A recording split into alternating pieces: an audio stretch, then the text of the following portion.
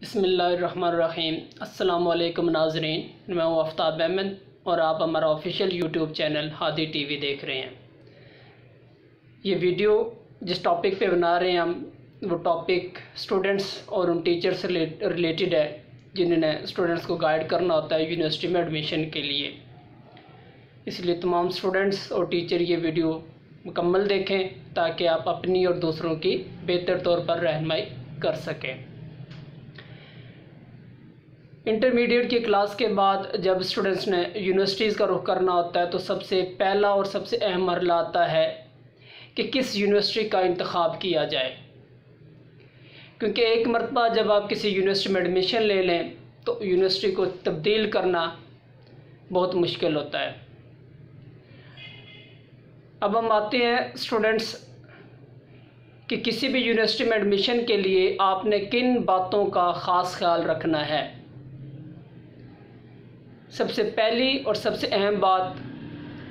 कि जब भी आप किसी यूनिवर्सिटी में एडमिशन लें तो आप पहले इस बात को कंफर्म कर लें कि जिस यूनिवर्सिटी में आप एडमिशन ले रहे हैं आया वो university HEC Higher Education Commission से रिकॉग्नाइज है, अप्रूव्ड है, चार्टेड है या नहीं। क्योंकि सिर्फ वही यूनिवर्सिटीज़ डिग्री जारी कर सकती हैं और उन्हीं की डिग्री जो है वैलिड तस्वर की जाती है जो HEC से चार्टेड या रिकॉग्नाइज होंगी। और ये काम आप HEC की वेबसाइट से चेक कर सकते हैं या फिर HEC हेडक्वार्टर इस्लामाबाद में फ़ोन करके भी आप कंफर्म कर सकते हैं और वो फ़ोन नंबर इंटरनेट से आपको आसानी से मिल सकता है। इसके बाद जो दूसरी इम्पोर्टेंट बात कि किसी भी यूनिवर्सिटी में एडमिशन के लिए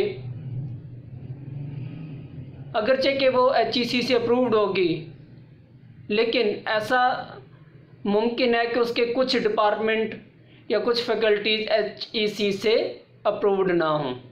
इसलिए आप इस बात की भी तस्दीक कर लें कि जिस फैकल्टी में, जिस डिपार्टमेंट में, जिस शोबे में आपने एडमिशन लेना है आया वो शोबा भी HEC से अप्रूव्ड है, वो फैकल्टी HEC से अप्रूव्ड है या नहीं। तीसरी बात, जब भी आप किसी यूनिवर्सिटी में एडमिशन लें तो कोशिश करें कि उसके मेन कैंपस में आप एडमिशन लें, क्योंकि सबसे बेहतर जो स्टडी होती है और सबसे बेहतर फैकल्टी जो होती है वो किसी भी यूनिवर्सिटी के मेन कैंपस में ही दस्तयाब होती है और सबसे कम जो इश्यूज़ आते हैं वो उसके मेन कैंपस में ही आते हैं। इसीलिए आप कोशिश करें कि आप उसके मेन कैंपस में ही एडमिशन लें। अगर आपको यूनिवर्सिटी के रीजनल कैंपस में दाखिला लेना पड़े तो पहले ये कंफर्म कर लें कि वो कैंपस वाकई HEC और उस यूनिवर्सिटी से अप्रूव्ड है या नहीं।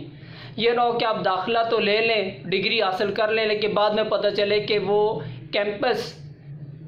उस यूनिवर्सिटी से या HEC से अप्रूव्ड नहीं था। तो ऐसे में आपकी मेहनत, आपका टाइम और आपका पैसा बर्बाद होगा और आपके पास मासवाए पछताने के कुछ भी नहीं बचेगा। तो लिहाजा रीजनल कैंपस में एडमिशन लेने से पहले इस चीज़ की तस्दीक कर लें कि वाकई ये कैंपस उस यूनिवर्सिटी से अप्रूव्ड है एज ए रीजनल कैंपस या नहीं। इसके बाद पांचवी बात जो आपने माइंड में रखनी है यूनिवर्सिटी के इंतखाब करने के लिए कि आप किसी भी ऐसे कॉलेज में एडमिशन लेने से गुरेज करें जो अपने आप को किसी यूनिवर्सिटी से रजिस्टर्ड करार दे। अगर वो रजिस्टर्ड होगा भी तो उसमें उस लेवल की स्टडी नहीं होगी जो कि आपने एक माइंड बनाया होगा, या वो स्टडी जो किसी यूनिवर्सिटी के मेन या रीजनल कैंपस में होती है वो उस कॉलेज में ना तो वो स्टडी होगी ना ही जब वो फैकल्टी दस्तयाब होती है। और ऐसा भी हो सकता है कि जब आप एडमिशन लें तब तो वो कॉलेज रजिस्टर्ड हो, एफिलिएटेड हो, लेकिन 4 साल बाद जब आपकी डिग्री कंप्लीट हो तो उसकी एफिलिएशन यूनिवर्सिटी कैंसिल कर दे, क्योंकि यूनिवर्सिटी के एफिलिएशन के लिए जो क्राइटेरिया है वो काफ़ी स्ट्रिक्ट होता है। इसलिए कोशिश करें कि यूनिवर्सिटी के मेन कैंपस या रीजनल कैंपस में एडमिशन लें, उससे एफिलिएटेड कॉलेज वगैरह में एडमिशन ना लें। छठी बात जो आपने माइंड में रखनी है डियर स्टूडेंट कि कोशिश करें कि आप उस फील्ड में एडमिशन लें जो आपने इंटरमीडिएट में सेलेक्ट की थी। अपनी फील्ड कभी भी तब्दील ना करें। ऐसा करने से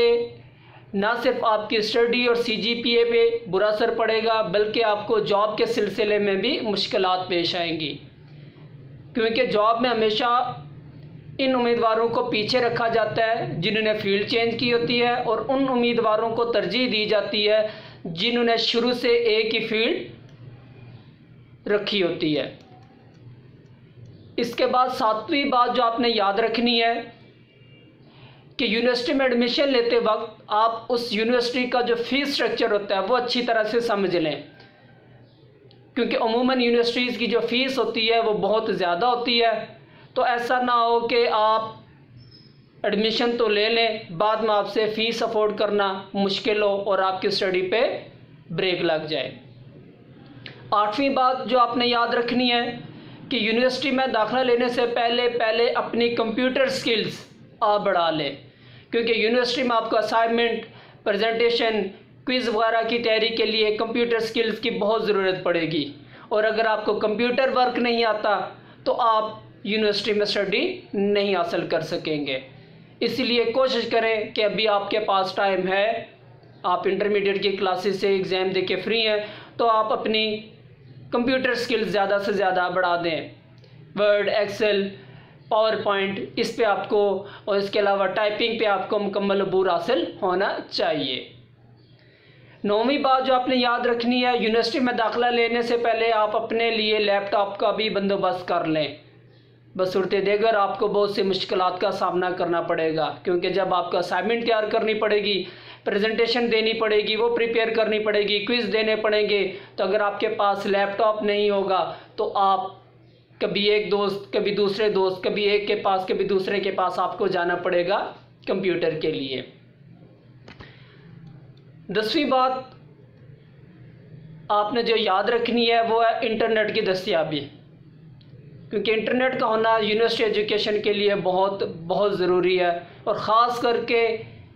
अब जो इस वक्त हालात हैं कोविड-19 की वजह से, लॉकडाउन की वजह से ऑनलाइन क्लासेस हो रही हैं, पेपर ऑनलाइन जब वो दिए जा रहे हैं, इसलिए